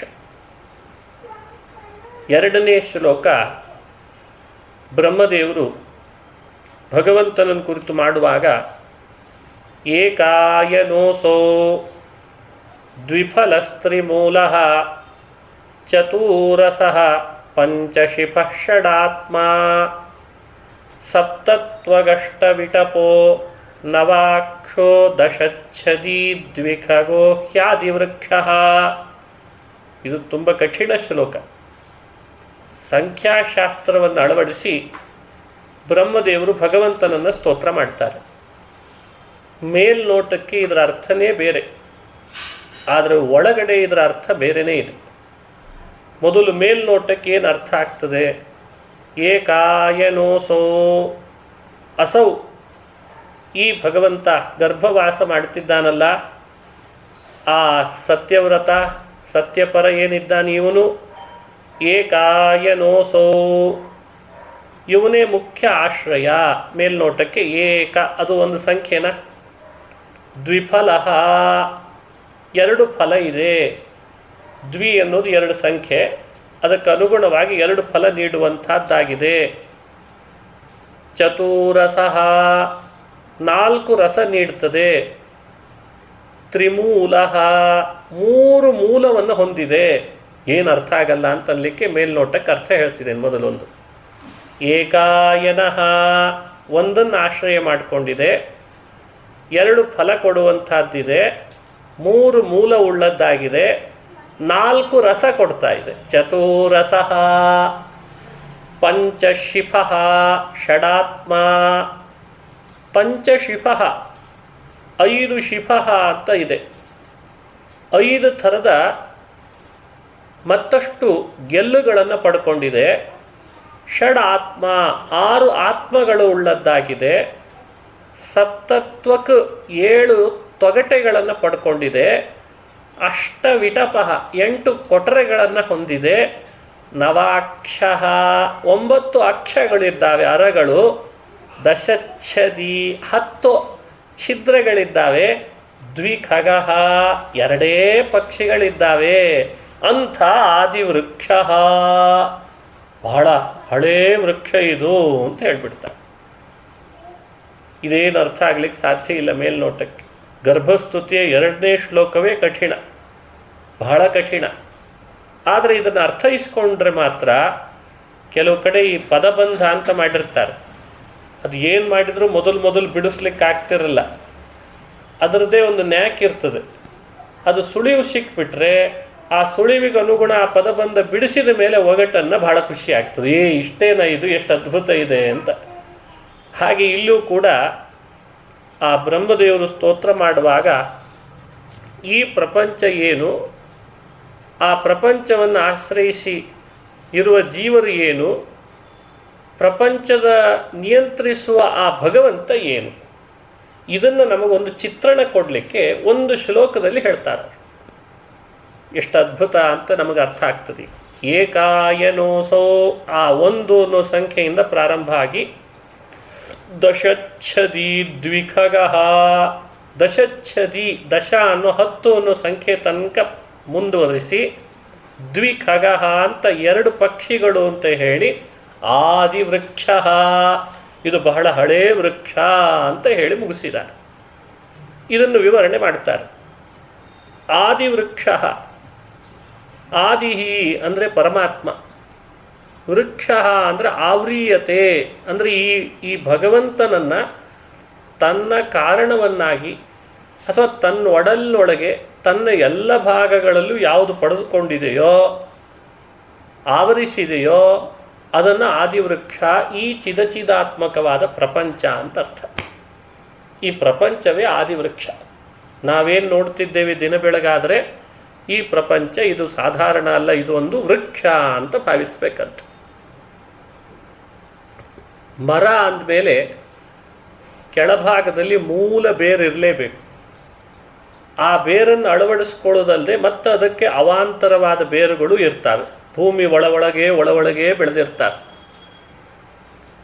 ಮೇಲ್ಭಾಗದಲ್ಲಿ ಬೆಳೆದಿರ್ತದೆ ತೊಗಟೆಗಳು, ಅದಕ್ಕೂ ಮೇಲ್ಭಾಗಗಳಲ್ಲಿ ಗೆಲ್ಲುಗಳು, ದೊಡ್ಡ ಗೆಲ್ಲು, ಸಣ್ಣ ಗೆಲ್ಲು, ಮಧ್ಯದಲ್ಲಿ ಕೊಟರೆಗಳಿರ್ತವೆ. ಒಂದು ಮರದ ಕಲ್ಪನೆ ನಮಗೆ ಚೆನ್ನಾಗಿದೆ. ಆ ಮರ ಬೇರೆ ಅಲ್ಲ, ಈ ಪ್ರಪಂಚ ಬೇರೆ ಅಲ್ಲ ಅಂತ ಹೇಳ್ತಾರೆ. ಚಿದಾತ್ಮಕವಾದ ಪ್ರಪಂಚ ಇದು ಬೇರೆ ಅಲ್ಲ. ಇಲ್ಲೂ 2 ಪಕ್ಷಿಗಳಿವೆ. ಮರ ಅಂದಮೇಲೆ ಪಕ್ಷಿಗಳ ಆಶ್ರಯ ಪಡೆದಿರ್ತಾರೆ. ಹಾಗೆ ಈ ಮರವನ್ನು 2 ಥರದ ಪಕ್ಷಿಗಳ ಆಶ್ರಯ ಪಡೆದಿದ. ಜೀವಾತ್ಮ ಅನ್ನೋ ಪಕ್ಷಿ, ಪರಮಾತ್ಮ ಅನ್ನೋ ಪಕ್ಷಿ ಆಶ್ರಯ ಪಡೆದಿದೆ. ಅದಕ್ಕೆ ದ್ವಿಖಗ ಅನ್ನೋ ಶಬ್ದದಿಂದ ಅದನ್ನು ಅನುಸಂಧಾನ ಮಾಡಿಸ್ತಾರೆ. ಈ ಮರ ಮೂಲ ಬೇರನ್ನಾಗಿ ಯಾರನ್ನು ಹೊಂದಿದೆ? ಇದರ ಮೂಲ ಬೇರು ಯಾರು? ಯಾವ ಮೂಲ ಬೇರು ಕತ್ತರಿಸಿದರೆ ಈ ಮರ ಮತ್ತೆ ಉಳಿಯಲ್ಲ, ಒಣಗಿ ಸೊರಗಿ ಕಡ್ಡಿಯಾಗಿ ಪೂರ್ಣ ನಾಶ ಆಗಿಬಿಡ್ತದೆ. ಕೆಲವು ತಾಯಿ ಬೇರು ಅಂತಿರ್ತಾವೆ ಮರಗಳಿಗೆ. ತಾಯಿ ಬೇರಿಗೆ ಏನಾದರೂ ಏಟು ಬಿದ್ದರೆ ಇಡೀ ಮರ ಇನ್ನೇನು ಉಳಿಯಲ್ಲ ಅಂತ ಅರ್ಥ. ಹಾಗೆ ಇಡೀ ವೃಕ್ಷದ ತಾಯಿ ಬೇರು ಯಾರು? ಅವನು ಬಹಳನೋ ಒಬ್ಬನೇನೋ? ಅದನ್ನು ಪರಿಚಯಿಸಿದ್ದು ಏಕಾಯನೋಸೋ. ಈ ಚಿದಾತ್ಮಕವಾದ ಪ್ರಪಂಚ ವೃಕ್ಷ ಏನಿದೆ ಇದಕ್ಕೆ ಏಕಾಯನಃ, ತಾಯಿ ಬೇರಿನಂತೆ ಇದು ಕೇವಲ ಭಗವಂತನನ್ನು ಆಶ್ರಯಿಸಿದೆ. ಅವನು ಏಕ ಅಂದರೆ ಸ್ವತಂತ್ರ, ಪ್ರಧಾನ, ಒಬ್ಬ, ತುಂಬ ಜನ ಇಲ್ಲ, ಅವನು ಒಬ್ಬನೇ ಈ ಪ್ರಪಂಚ ವೃಕ್ಷದ ತಾಯಿ ಬೇರಿನ ಸ್ಥಾನದಲ್ಲಿದ್ದಾನೆ ಅಂತ ಅನುಸಂಧಾನ ಮಾಡಿಸ್ಬೇಕಂತ. ಒಂದೇ ಬೇರಿರಲ್ಲ, ಮೂಲ ಬೇರು ಒಂದಾದರೂ ಅದನ್ನು ಅವಲಂಬಿಸಿದ ಬೇರುಗಳು ಮತ್ತಿರ್ತವೆ. ಅದು ಯಾರು? ತ್ರಿಮೂಲ, ಸಾತ್ವಿಕ, ರಾಜಸ, ತಾಮಸ ಅನ್ನೋ 3 ಗುಣಗಳು ಶ್ರೀ ಭೂ ದುರ್ಗಾ ಅನ್ನುವ ಲಕ್ಷ್ಮೀ ರೂಪಗಳಿಂದ ನಿಯಂತ್ರಣಕ್ಕೊಳಪಟ್ಟು ಈ ಚಿದಾತ್ಮಕ ಪ್ರಪಂಚದ ತಾಯಿ ಬೇರಂತಿರುವ ಭಗವಂತನನ್ನು ಅವಲಂಬಿಸಿದ್ದಾವೆ ಅವು ಪ್ರಕೃತಿ ಅಂತ ಅದನ್ನು ಅನುಸಂಧಾನ ಮಾಡಬೇಕಂತ. ಏಕಾಯನೋಸೋ ದ್ವಿಫಲ. ಈ ಮರದಲ್ಲಿ 2 ಥರದ ಹಣ್ಣು ಬಿಡ್ತಾವಂತ.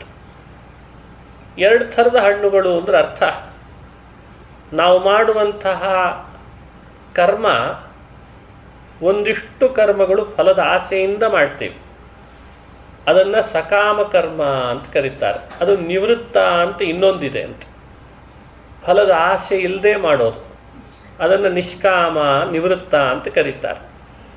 ಹಾಗಾಗಿ ಫಲ 2, ನಿವೃತ್ತ ಫಲ, ಪ್ರವೃತ್ತ ಫಲ ಅಂತ. ದ್ವಿಫಲ, ತ್ರಿಮೂಲ, ಚತುರಸ, ಪಂಚಶಿಫ ಷಡಾತ್ಮ. ಈ ವೃಕ್ಷವನ್ನು 4 ರಸವುಳ್ಳದ್ದು ಅಂತ ಭಾವಿಸ್ಬೇಕಂತ. 4 ರಸಗಳು ಅಂದರೆ ಏನರ್ಥ ಅದನ್ನು ವಿವರಣೆ ಮಾಡ್ತಾರೆ. ಚತ್ವಾರೋ ರಸ ಧರ್ಮಾದಿ ಮೋಕ್ಷ ಪರ್ಯಂತಹ. ರಸ ಅಂದರೆ ಮರದಿಂದ ಮುಂದೆ ಉಂಟಾಗುವ ಏನು ಭಾಗ ಇದೆ ಅದನ್ನೇ ರಸ ಅಂತ ಕರೀತಾರೆ. ಪ್ರಪಂಚ ವೃಕ್ಷ ನಮಗೆ ಕೊನೆಗೆ ಕೊಡಬೇಕು ಅಂತಿರೋದು 4ನೇ ಅಂತೆ. ಧರ್ಮ, ಅರ್ಥ, ಕಾಮ, ಕೊನೆಗಿರೋದು ಯಾವುದು? ಮೋಕ್ಷ. ಅದನ್ನೇ ಈ ಪ್ರಪಂಚ ವೃಕ್ಷದ ರಸ ಅಂತ ಭಾವಿಸ್ಬೇಕಂತ. ಧರ್ಮಕ್ಕಾಗಿ, ಅರ್ಥಕ್ಕಾಗಿ, ಕಾಮಕ್ಕಾಗಿ ಎಲ್ಲ ಮುಗಿಸಿದ ಮೇಲೆ ಕೊನೆಗೆ ಮೋಕ್ಷಕ್ಕಾಗಿಯೇ ಈ ಪ್ರಪಂಚ ವೃಕ್ಷ ಅಂತ ಭಾವಿಸ್ಬೇಕಂತ. ಹಾಗಾಗಿ 4 ರಸಗಳು ಅಂದ್ರೆ ಅವು. ಪಂಚಶಿಫ. ಈ ಪ್ರಪಂಚ ವೃಕ್ಷದಲ್ಲಿ ಎಷ್ಟೋ ಜಟೆಗಳಂತೆ, ಗೆಲ್ಲುಗಳು ಬೆಳೆದಿದ್ದಾವೆ. ಅವು 5 ಜಟೆಗಳಿದ್ದಾವೆ. ಅವು ಯಾವುದು? ರೂಪ, ರಸ, ಗಂಧ, ಸ್ಪರ್ಶ, ಶಬ್ದ. ಎಲ್ಲ ಈ ಚೇತನಾತ್ಮಕ ಪ್ರಪಂಚ ವೃಕ್ಷದಲ್ಲೇ ಇದ್ದಾವೆ. ರೂಪ ಇದೆ, ರಸ ಇದೆ, ಗಂಧ ಇದೆ, ಸ್ಪರ್ಶ ಇದೆ, ಶಬ್ದ ಇದೆ. ಅದಕ್ಕೆ ಇದನ್ನು ಪಂಚ ಜಟೆಗಳು, ಪಂಚಶಿಫ ಅಂತ ಕರೆದ್ರಂತೆ. ಷಡಾತ್ಮ.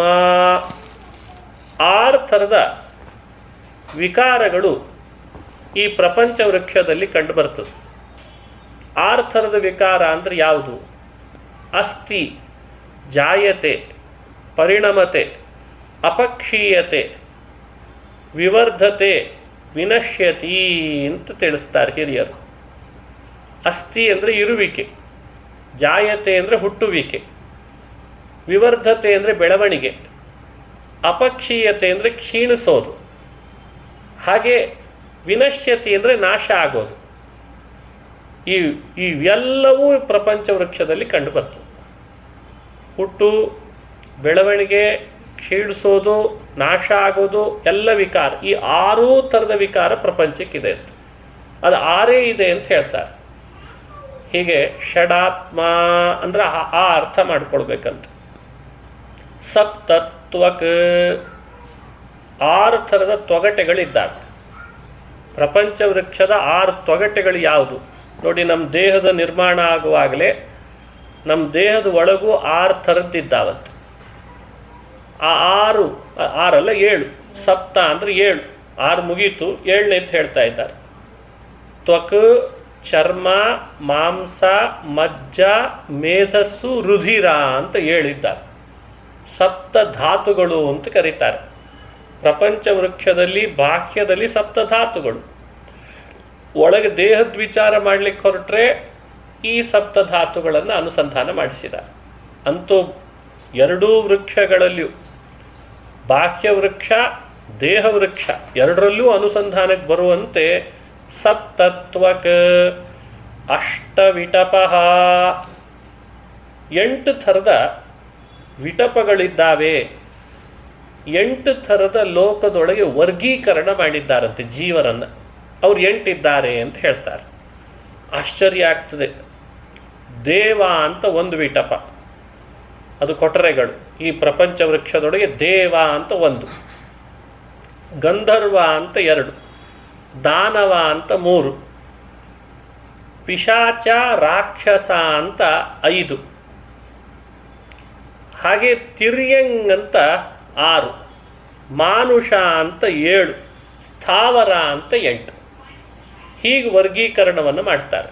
ದೇವ, ಗಂಧರ್ವ, ದಾನವ, ರಾಕ್ಷಸ, ಪಿಶಾಚ, ತಿರ್ಯಂಗ್, ಮಾನುಷ, ಸ್ಥಾವರ ಲಕ್ಷಣ ಅಷ್ಟವಿಟಪಾಹ. ಪ್ರಪಂಚ ವೃಕ್ಷವನ್ನು ನೀವು ಚಿಂತಿಸಬೇಕಾದ್ರೆ 8 ಥರದ ವಿಟಪಗಳನ್ನು, ಕೊಟರೆಗಳನ್ನು ವೃಕ್ಷದಲ್ಲಿ ಇದ್ದಾವೆ ಅಂತ ತಿಳಿಬೇಕಂತ.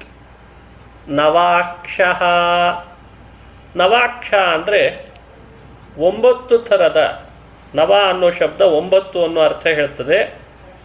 ಅದು ನಮ್ಮ ದೇಹದೊಳಗೂ ಕೂಡ ದ್ವಾರಗಳು ಸಂಖ್ಯೆ ಇರೋದು 9. ಕಣ್ಣು 2 ಇದ್ದಾವೆ, ಬಾಯಿ ಒಂದೇ ಇದೆ ಪುಣ್ಯಕ್ಕೆ, 3 ಆಯಿತು. ಕಿವಿಗಳು 2 ಇದ್ದಾವೆ, ಅವನ್ನು 2 ಸೇರಿಸ್ಕೊಳ್ಬೇಕು. ಮಲ ಮೂತ್ರ ವಿಸರ್ಜನೆ ಮಾಡುವ ಬಾಗಿಲುಗಳು, ಮೂಗಿನ ಹೊಳ್ಳೆಗಳು, ಹೀಗೆ ಒಟ್ಟು ಸೇರಿದರೆ 9 ದ್ವಾರಗಳಂತೆ. ಅದನ್ನು ಬಹಳ ಸ್ಪಷ್ಟವಾಗಿ ನಾಸಾಪುಟದ್ವಯಂ ಮುಖಂ ನೋಡಿ, ಅಕ್ಷಿದ್ವಿಕಂ ಕರ್ಣದ್ವಯಂ ನಾಸಾಪುಟದ್ವಯಂ ಮುಖಂ ಪಾಯೂಪಸ್ಥೌ, ಅದು ನವಾಕ್ಷ ಅಂತ ಕರೆಸ್ಕೊಳ್ತದೆ. ಇವೆಲ್ಲ ಇಂದ್ರಿಯ ಅಧಿಷ್ಠಾನವಾದ 9 ಅಕ್ಷಗಳು ಅಂದರೆ ಇವುಗಳಿಗೆ ಕೊಟರ ಅಂತ ಕರೆದಿದ್ದಾರೆ. ಹಿಂದೆ ಹೇಳಿದ್ದನ್ನು ವಿಟಪ ಅಂತ ಹೇಳಿ ಕರೆದಿದ್ದಾರೆ. ಅಂತೂ 9 ತನಕ ಅನುಸಂಧಾನ ಮಾಡಿದೆ. ಇನ್ನು 10 ಯಾವುದು? ದಶಚ್ಛದಿ ಅಂದರೆ 10 ಛಿದ್ರಗಳು ಅಂತ ಹೇಳ್ತಲ್ಲ, ಅದು ಬಹಳ ಪ್ರಸಿದ್ಧ. 5 ಕರ್ಮೇಂದ್ರಿಯ, 5 ಜ್ಞಾನೇಂದ್ರಿಯ. ಇಲ್ಲಿಗೆ ಈ ಶ್ಲೋಕ ಮುಕ್ತಾಯ ಆಗ್ತದೆ ನೋಡಿ. ಏಕಾಯನೋಸೌ ದ್ವಿಫಲಸ್ತ್ರಿಮೂಲ ಚತುರಸ ಪಂಚಶಿಫ ಷಡಾತ್ಮ ಸಪ್ತತ್ವಗಷ್ಟವಿಟಪೋ ನವಾಕ್ಷೋ ದಶಚ್ಛದಿ ದ್ವಿಖಗೋ ಹ್ಯಾದಿವೃಕ್ಷ. ಇಷ್ಟರ್ಥದಲ್ಲಿ ಸಂಖ್ಯಾಶಾಸ್ತ್ರವನ್ನು ಬಳಸಿ ಈ ಶ್ಲೋಕದಿಂದ ಬ್ರಹ್ಮದೇವರು ಭಗವಂತನ ಅದ್ಭುತವಾದ ಬ್ರಹ್ಮಾಂಡ ಅದು ಒಂದು ವೃಕ್ಷದಂತೆ ಕಾಣ್ತದೆ, ಭಗವಂತನ ಸೃಷ್ಟಿಯಲ್ಲಿ ಮೂಡಿ ಬಂದ ಪಿಂಡಾಂಡ ಅದು ಒಂದು ವೃಕ್ಷದಂತೆ ಕಾಣ್ತದೆ. ಈ ಎರಡೂ ವೃಕ್ಷಗಳನ್ನು ಒಳ ಹೊರಗಿದ್ದು ನಿಯಂತ್ರಿಸುವವನೇ ದೇವಕಿ ಗರ್ಭದಲ್ಲಿ ಪುಟ್ಟ ಮಗುವಾಗಿದ್ದಾನಲ್ಲ, ಇದು ಅದ್ಭುತ ಅಂತ ಬ್ರಹ್ಮದೇವರು ಸ್ತೋತ್ರ ಮಾಡ್ತಾ ಇದ್ದಾರೆ. ಇದು 2ನೇ ಶ್ಲೋಕದ ಭಾವವನ್ನು ನಾವು ಚಿಂತನೆ ಮಾಡಬೇಕು. 3 ಆ ಭಗವಂತನನ್ನು ಮತ್ತಷ್ಟು ಬೇರೆ ಬೇರೆ ಗುಣಗಳಿಂದ ಚಿಂತನೆ ಮಾಡಿಸ್ತಾರೆ. ತ್ವಮೇಕ ಏವಾಸ್ಯ ಸತಃ ಪ್ರಸೂತಿ ಸ್ಥಾನಂ ನಿಧಾನಂ ತ್ವಮನುಗ್ರಹಶ್ಚ ತ್ವನ್ಮಾಯಯಾ ಸಂವೃತಚೇತಸಸ್ತ್ವಾಂ ಪಶ್ಯಂತಿ ನಾನಾ ನ ವಿಪಶ್ಚಿತೋ ಯೇ. ಈ ಶ್ಲೋಕದ ಅಭಿಪ್ರಾಯ ಏನು ಅಂದರೆ, ತ್ವಮೇಕ ಏವ ಅಸ್ಯ ಸತಃ ಪ್ರಸೂತಿ. ಹೇ ಭಗವಂತ, ಈ ಪ್ರಪಂಚದ ಪ್ರಸೂತಿ ಅಂದರೆ ಉತ್ಪತ್ತಿ, ಸೂತಿ ಅಂದರೆ ಗರ್ಭದಲ್ಲಿ ಇದ್ದು ಹಡಿಯೋದು ಅಂತ ಅರ್ಥ. ತಾಯಿ ಗರ್ಭದಲ್ಲಿದ್ದು ಮಗು ಹೇಗೆ ಹೊರಗೆ ಬರ್ತದೆ ಹಾಗೆ ಸೃಷ್ಟಿ ಕಾಲದಲ್ಲಿ ಈ ಪ್ರಪಂಚ ಭಗವಂತನ ಉದರದಲ್ಲಿದ್ದು ಹೊರಗೆ ಬರ್ತದಂತೆ. ಅದೇ ಸತಃ ಪ್ರಸೂತಿ ತ್ವಮೇಕ ಏವ ಅಂದ್ರೆ ಹಾಗರ್ಥ. ಪ್ರಸೂತಿ ಶಬ್ದ ಸೃಷ್ಟಿಯನ್ನು ಮಾಡುವವ, ಜಗತ್ತನ್ನು ಸೃಷ್ಟಿ ಮಾಡುವವ. ಸ್ಥಾನಂ ನಿಧಾನಂ, ಸ್ಥಾನ ಈ ಪ್ರಪಂಚ ಭಗವಂತನೊಳಗೆ ಹೋಗಿ ಯಾವಾಗಲೂ ಆಶ್ರಯ ಪಡೀತದೆ, ಅಲ್ಲಿ ಹೋಗಿ ಸ್ಥಿರವಾಗ್ತದೆ. ತಿಷ್ಠತಿ ಅಸ್ಮಿನ್. ಹಾಗೆ ನಿಧಾನಂ ತ್ವಮನುಗ್ರಹಶ್ಚ,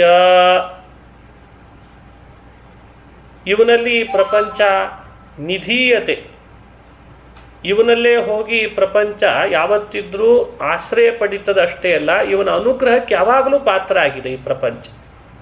ಭಗವಂತನ ಅನುಗ್ರಹ ಇಲ್ಲದೆ ಪ್ರಪಂಚದ ಉಳಿವೇ ಇಲ್ಲ. ಅದಕ್ಕೆ ನಿಧಾನಂ, ಅನುಗ್ರಹಶ್ಚ, ನಿಧೀಯತೆ, ಆಶ್ರಯ ಪಡೆದಿದೆ ಅಥವಾ ಸಂಹಾರಕ್ಕೆ ಒಳಪಡ್ತದೆ ಅಥವಾ ಅನುಗ್ರಹಕ್ಕೆ ಒಳಪಡ್ತದೆ. ಅನುಗ್ರಹಕ್ಕೂ ಒಳಪಡೋದು ಹೌದು, ಸಂಹಾರಕ್ಕೆ ಒಳಪಡೋದು ಹೌದು, ಸ್ಥಿರತೆಗೆ ಒಳಪಡೋದು ಹೌದು. ಕೇಳಿದರೆ ಆಶ್ಚರ್ಯ ಆಗ್ತದೆ, ಎಲ್ಲ ನೀವೇ ಹೇಳ್ತೀರಲ್ಲ ಅಂತ. ಅಲ್ಲ, ಅನುಗ್ರಹಕ್ಕೆ ಒಳಪಡ್ತದೆ ಅಂತೀರಿ, ಸಂಹಾರಕ್ಕೆ ಒಳಪಡ್ತದೆ ಅಂತೀರಿ, ಸ್ಥಿರತೆಗೆ ಒಳಪಡ್ತದೆ ಅಂತೀರಿ. ಹೇಗೆ ಮಾಡ್ಲಿಕ್ಕೆ ಸಾಧ್ಯ? ಭಗವಂತ ತಾನೇ ಕಟ್ಟಿಸಿದ ಮನೆಯನ್ನು ತಾನೇ ಬೀಳಿಸಿ ಹಾಕ್ತಾರ? ತಾನೇ ಆಶ್ರಯ ಕೊಟ್ಟಂಥದ್ದನ್ನು ತಾನೇ ಕತ್ತರಿಸಿ ಹಾಕ್ತಾನ ಲೋಕದಲ್ಲಿ. ಆದರೆ ಭಗವಂತ ಎರಡೂ ಮಾಡ್ತಾನಂತ. ಸೃಷ್ಟಿ ತಾನೇ ಮಾಡ್ತಾನೆ, ಸಮಯ ಬಂದಾಗ ಸ್ಥಿತಿ ತಾನೇ ಮಾಡ್ತಾನೆ, ಅನುಗ್ರಹ ತಾನೇ ಮಾಡ್ತಾನೆ, ಸಂಹಾರವನ್ನು ತಾನೇ ಮಾಡ್ತಾನಂತ. ಸೃಷ್ಟಿ ಮಾಡುವಾಗಲೂ ಅವನಿಗೆ ಅದರ ಮೇಲೆ ಅಭಿಮಾನ ಇಲ್ಲ. ಅನುಗ್ರಹ ಮಾಡುವಾಗಲೂ, ಆಶ್ರಯ ಕೊಡುವಾಗಲೂ, ಸಂಹಾರ ಮಾಡುವಾಗಲೂ ಅಭಿಮಾನ ಇಲ್ಲ. ಆ ಅಭಿಮಾನ ಇಲ್ಲದೇ ಇದ್ದ ಹಾಗೆ ತನ್ನನ್ನು ತಾನು ಪ್ರಪಂಚದ ಎಲ್ಲ ಕಾರ್ಯದಲ್ಲಿ ತೊಡಗಿಸ್ಕೊಂಡಿರೋದು ಅವನಿಗೆ ಗುಣ ಅಂತ. ನಮ್ಮ ಕೈಯಲ್ಲಿ ಸಾಧ್ಯ ಆಗ್ತಿಲ್ಲ ಅಂತ ಅದಕ್ಕೆ ಹೇಳಿದ್ದದು. ಆ ವ್ಯಕ್ತಿತ್ವ ಅಷ್ಟು ಘನ ವ್ಯಕ್ತಿತ್ವ. ಅದಕ್ಕೆ ಅವನನ್ನು ಅಸಂಗೋ ಹ್ಯಯಂ ಪುರುಷಃ ಅಂತ ಉಪನಿಷತ್ ಹೇಳ್ತದೆ. ಯಾವುದರ ಲೇಪ ಇಲ್ಲ, ಕರ್ಮದ ಲೇಪ ಇಲ್ಲ, ಸೃಷ್ಟಿ ಮಾಡಿದ ವಸ್ತುಗಳ ಲೇಪ ಇಲ್ಲ, ಅಭಿಮಾನ ಇಲ್ಲ, ಅಷ್ಟು ಅಸಂಗನಾಗಿದ್ದಾನಂತೆ. ಇದು ಅವನ ಗುಣ. ತ್ವನ್ಮಾಯೆಯ ಸಂವೃತಚೇತಸಸ್ತ್ವಾ ಪಶ್ಯಂತಿ ನಾನಾ ನ ವಿಪಶ್ಚಿತೋ ಯೇ. ತ್ವನ್ಮಾಯೆಯ ಸಂವೃತಚೇತಸಃ ತ್ವಾಂ ಅಂತಾರೆ. ಇಂಥ ಭಗವಂತ ಎಲ್ಲೆಡೆಯಲ್ಲಿರುವಾಗಲೂ ಯಾಕೆ ನಾವು ಅವನನ್ನು ಈ ಕೂಡಲೇ ನೋಡಲಿಕ್ಕಾಗ್ತಿಲ್ಲ, ತಿಳಿಲಿಕ್ಕಾಗ್ತಿಲ್ಲ ಅಂತ ಪ್ರಶ್ನೆ. ಯಾಕಾಗ್ತಿಲ್ಲ? ಎಲ್ಲೆಡೆಯಲ್ಲಿದ್ದಾನೆ ಅಂತಿದ್ದೀರಿ, ನಮ್ಮೊಳಗೂ ಇದ್ದಾನೆ ಅಂತಿದ್ರಿ, ನೋಡಲಿಕ್ಕೆ ಯಾಕಾಗ್ತಿಲ್ಲ? ಅದಕ್ಕೆ ಬ್ರಹ್ಮದೇವರು ಅಂತಾರೆ, ಮಾಯೆಯ ಸಂವೃತ ಚೇತಸಃ. ಭಗವಂತ ಒಂದು ಮಾಯೆ ಅಂತ ಪರದೆ ಎಳೆದಿದ್ದಾನಂತೆ. ಮಾಯಾ ಅಂದರೆ ಸ್ಕ್ರೀನ್ ಇದ್ದ ಹಾಗೆ. ಆ ಮಾಯೆಯಿಂದ ನಮ್ಮನ್ನೆಲ್ಲ ಆವರಿಸಿದ್ರಿಂದ ನಾವು ಆ ಭಗವಂತನನ್ನು ಹೇಗಿದ್ದಾನೋ ಹಾಗೆ ತಿಳಿಲಿಕ್ಕೆ ಆಗ್ತಾ ಇಲ್ಲ. ಯಾರು ಮಾಯೆಯನ್ನು ಮೀರಿದ್ದಾರೆ, ಅವನ ಅನುಗ್ರಹದಿಂದಲೇ ಮಾಯೆ ಪರದೆ ಸರಿಸ್ಕೊಂಡಿದ್ದಾರೆ, ಅವರು ಭಗವಂತನನ್ನು ಹೇಗಿದ್ದಾನೋ ಆ್ಯಸ್ ಇಟ್ ಈಸ್ ಹಾಗೆ ಅವನ ಸ್ವರೂಪ ತಿಳಿತಾರಂತೆ. ಯಾರಿಗೆ ಮಾಯೆ ಇದೆ ಅವರು ಅವನ ವ್ಯಕ್ತಿತ್ವ ಸರಿ ತಿಳಿಲಾರರು. ಯಾರಿಗದು ಇಲ್ಲ ವಿಪಶ್ಚಿತಃ, ಅವರು ಅದನ್ನು ಸರಿಯಾಗಿ ತಿಳಿತಾರೆ. ಈ ರೀತಿ ವಿವರಣೆಯನ್ನು 2ನೇ ಶ್ಲೋಕ 3ನೇ ಶ್ಲೋಕದಿಂದ ಅನುಸಂಧಾನ ಮಾಡಿಸ್ತದೆ. ಇದು ನಮಗೊಂದು ತಿಳುವಳಿಕೆ ಕೊಡ್ತು. ಮಾಯಾದಿಂದ ಮನುಷ್ಯ ದೂರ ಆಗ್ಲಿಕ್ಕೆ ಪ್ರಯತ್ನ ಪಡಬೇಕು. ಮಾಯೆ ಇರೋಷ್ಟರ ಕಾಲ ಪರಮಾತ್ಮನನ್ನು ಯಾರೂ ತಿಳಿಲಾರರು. ತ್ವನ್ಮಾಯೆಯ ನ ಸಂವೃತ ಚೇತಸೋ ವಿಪಶ್ಚಿತಃ ನಾನಾ ನ ಪಶ್ಯಂತಿ. ವಿಪರೀತ ತಿಳಿಯೋರು, ಮಾಯೆಗೆ ಒಳಪಟ್ಟವರು, ಸರಿಯಾಗಿ ಭಗವಂತನ ಸ್ವರೂಪ ತಿಳಿಯೋರು ಮಾಯೆಗೆ ಒಳಪಡದೇ ಇರುವವರು. ಆ ರೀತಿ ಪರಮಾತ್ಮನ ಮಾಯೆ ಗೆಲ್ಲುವ ಪ್ರಯತ್ನ ಮಾಡಬೇಕು. ಇದು ಬ್ರಹ್ಮದೇವರ ಮಾತಿನ ಅರ್ಥ. ಅಂದರೆ ದೇವರ ಸ್ವರೂಪ ಸರಿಯಾಗಿ ತಿಳಿಲಿಕ್ಕೆ ಸಾಧ್ಯ. ಮುಂದೊಂದು ಮಾತು ಹೇಳ್ತಾರೆ, ಭಗವಂತ ಅನೇಕ ರೂಪಗಳನ್ನು, ಅವತಾರಗಳನ್ನು ತಾಳ್ತಾನೆ.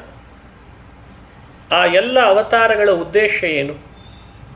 ರಾಮನಾಗ್ತಾನೆ, ಕೃಷ್ಣನಾಗ್ತಾನೆ, ನರಸಿಂಹನಾಗ್ತಾನೆ, ಮತ್ಸ್ಯನಾದ, ಕೂರ್ಮನಾದ, ವರಾಹನಾದ, ವಾಮನನಾದ, ಬುದ್ಧನಾದ, ಕಲ್ಕಿ ಆಗ್ತಾನೆ. ಈ ರೀತಿ ಭಗವದ್ ರೂಪಗಳು, ಅವತಾರಗಳು, ಇವುಗಳ ಉದ್ದೇಶ ಏನು? ಅದನ್ನು ಸ್ಪಷ್ಟಪಡಿಸಿ ಇಲ್ಲಿ ಹೇಳ್ತಾರೆ ಬ್ರಹ್ಮದೇವರು. ತನ್ನ ಪ್ರಯೋಜನಕ್ಕೆ ಭಗವಂತ ಅವತಾರಗಳನ್ನು ಮಾಡಲಾರ. ತನಗ್ಯಾವ ಸ್ವಾರ್ಥವೂ ಇಲ್ಲಂತೆ, ಲಾಭ ಇಲ್ಲ, ಆದರೂ ಮಾಡ್ತಾನೆ. ಯಾಕೆ ಮಾಡ್ತಾನೆ?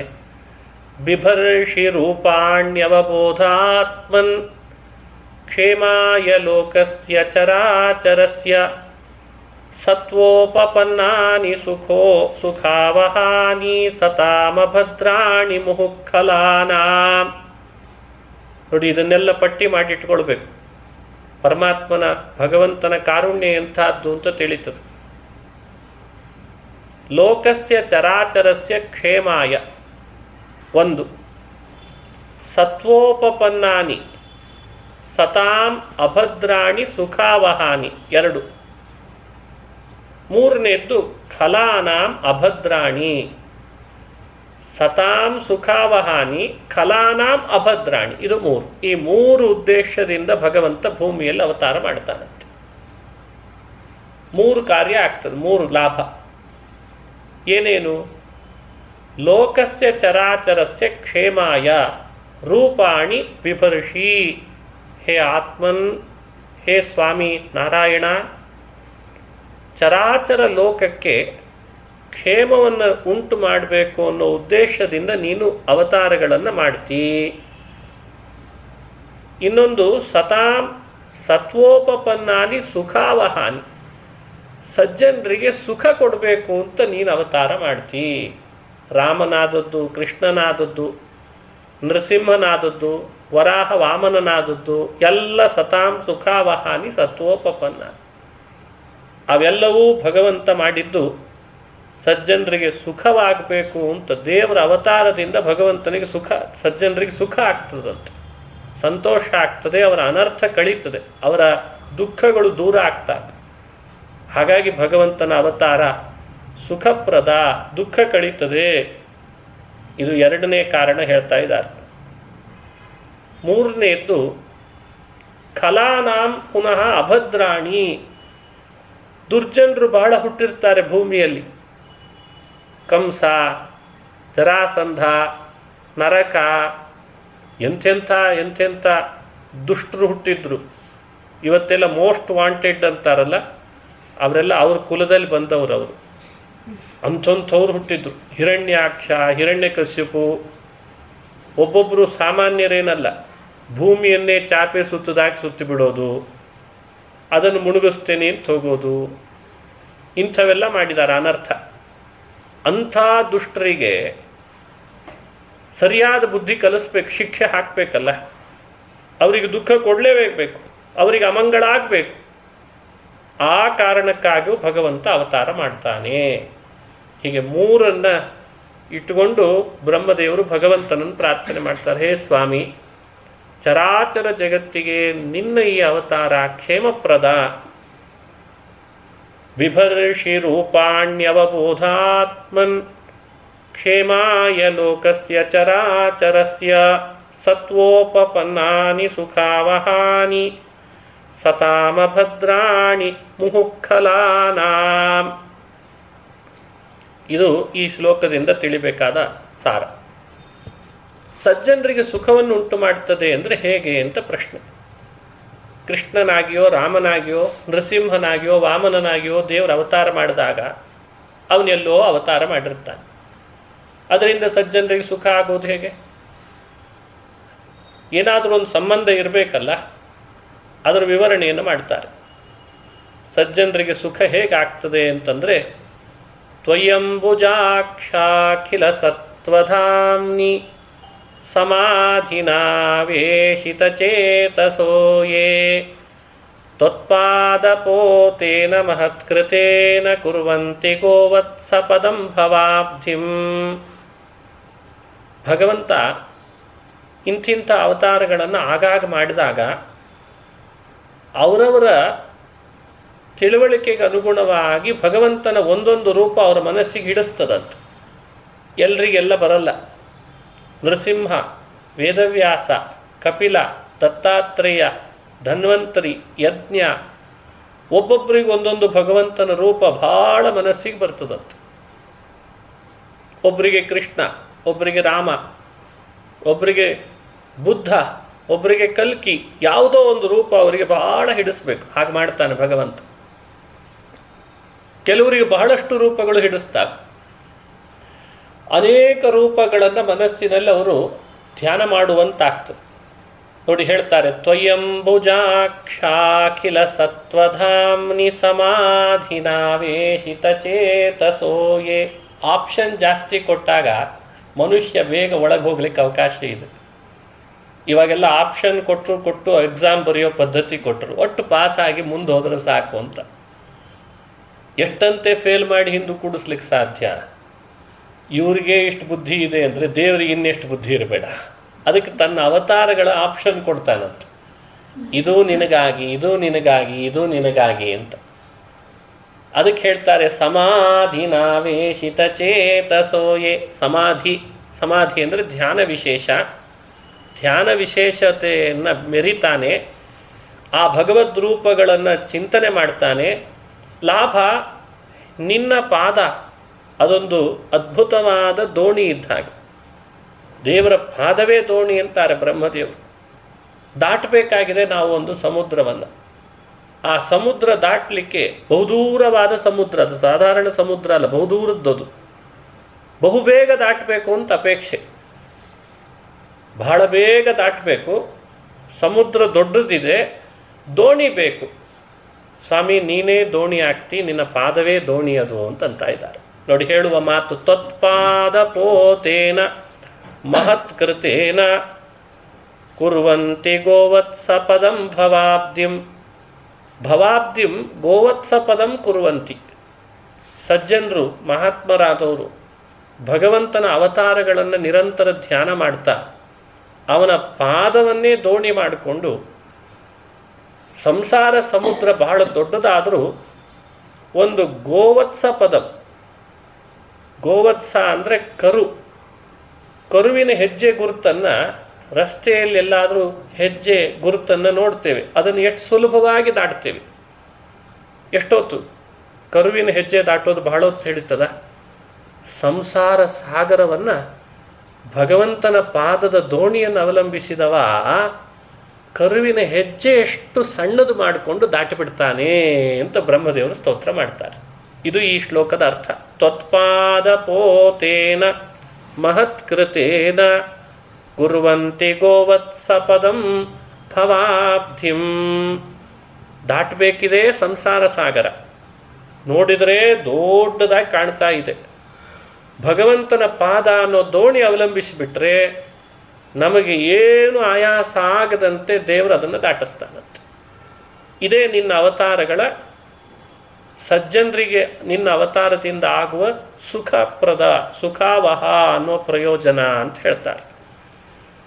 ಇದು ಈ ಶ್ಲೋಕದಿಂದ ನಾವು ತಿಳಿಬೇಕು. ಲೋಕದಲ್ಲಿ ದೋಣಿ ಬೇರೆ ರೀತಿ ಕೆಲಸಕ್ಕೆ ಬರ್ತದೆ. ಅಂದರೆ ದಾಟಿದ ಮೇಲೆ ನಾವು ಯಾವತ್ತೂ ಮತ್ತೆ ಅದನ್ನು ಹಿಂತಿರುಗಿ ನೋಡಲ್ಲ. ಇದು ಲೋಕದಲ್ಲಿರೋ ದೋಣಿ. ಬ್ರಹ್ಮದೇವರು ಇಲ್ಲಿ ಹೇಳುವಾಗ ದೋಣಿಗೆ ಹೋಲಿಸಿದರು. ಹಾಗಾದರೆ ಭಗವಂತನ ಪಾದ ದೋಣಿ ಆದರೆ ಸಂಸಾರ ಸಾಗರ ದಾಟಿದ ಮೇಲೆ ಈ ದೋಣಿಯು ಕೆಲಸಕ್ಕೆ ಬರಲ್ವೇನೋ ಅಂತ ಪ್ರಶ್ನೆ. ಅದಕ್ಕೆ ಬ್ರಹ್ಮದೇವರು ಉತ್ತರ ಕೊಡ್ತಾರೆ, ಬೇರೆ ದೋಣಿ ಅಂತೂ ಈ ದೋಣಿ ಅಲ್ಲ ಅಂತ. ಈ ದೋಣಿ ಮಾತ್ರ ದಾಟಿಸಿದ ಮೇಲೂ ಅಲ್ಲೇ ಇರಬೇಕು. ಈ ದಡ ಸಂಸಾರದ್ದು. ಆ ದಡ ದಾಟಿ ಆ ದಡಕ್ಕೆ ಹೋದರೆ ಅದು ಭಗವಂತನ ವೈಕುಂಠ, ಅದು ಮೋಕ್ಷದ್ದು. ಅಲ್ಲಿಗೆ ಹೋದ ಮೇಲೂ ದೋಣಿಯನ್ನೇ ಆಶ್ರಯಿಸಿರ್ಬೇಕಂತ. ಅದನ್ನು ಬಿಡೋ ಹಾಗಿಲ್ಲ ಅನ್ನೋ ಅಧ್ಯಾತ್ಮದ ವಿಷಯವನ್ನು ಸ್ಪಷ್ಟಪಡಿಸ್ತಾರೆ. ಹಾಗಾಗಿ ಲೋಕದ ನೌಕೆಯಂತೆ ಭಗವಂತನ ನೌಕೆ ಅಲ್ಲ, ಪಾದ ನೌಕೆ ಅಲ್ಲ. ಬಹಳ ವಿಲಕ್ಷಣವಾದ ನೌಕೆ ಇದು. ಭಗವತ್ಪಾದ ಪೋತೋಸೌ ನಾಣ್ಯಪೋತ ಸಮೋ ಭವೇತ್ ಸನ್ನಿಧಾಯಾಪಿ ಶಿಷ್ಯೇಷು ತಮೇವ ಪ್ರಾಪ್ನುಯುರ್ ಯತಃ ಅಂತಾರೆ. ಭಗವಂತನ ಪಾದ ಅನ್ನೋ ದೋಣಿ ಲೋಕದಲ್ಲಿ ಬೇರೆ ದೋಣಿಗಳಂತಲ್ಲ. ಈ ದೋಣಿ ಎಷ್ಟು ಅದ್ಭುತ ಅಂದರೆ, ಇದನ್ನು ನಾವು ದಾಟಿ ಶಿಷ್ಯರಿಗೂ ದಾಟಬೇಕು ಅಂತ ಅವರಿಗೂ ಅದನ್ನು ಕೊಟ್ಟು ನಾವು ಸದಾ ದೋಣಿಯನ್ನು ಆಶ್ರಯಿಸಿದ್ರಷ್ಟೇ ಮತ್ತೆ ಮತ್ತೆ ಸಂಸಾರಕ್ಕೆ ಹೋಗಲಾರೆವು. ಅಂಥ ವಿಲಕ್ಷಣ ದೋಣಿ ಇದು ಅಂತದನ್ನು ಭಗವತ್ಪಾದರು ಅನುಸಂಧಾನ ಮಾಡಿಸ್ತಾರೆ. ಇಲ್ಲಿವರೆಗೂ ಗರ್ಭಸ್ತುತಿಯ ಶ್ಲೋಕಗಳನ್ನು ಇವತ್ತು ಚಿಂತನೆ ಮಾಡಿಸಿದ್ದೇನೆ. ನಾಳೆ ಮುಂದುವರೆದ ಭಾಗ ನೋಡೋಣ ಅಂತ ಹೇಳ್ತಾ ಶ್ರೀಕೃಷ್ಣಾರ್ಪಣಮಸ್ತು. ಹರಯೇ ನಮಃ. ಹರಯೇ ನಮಃ.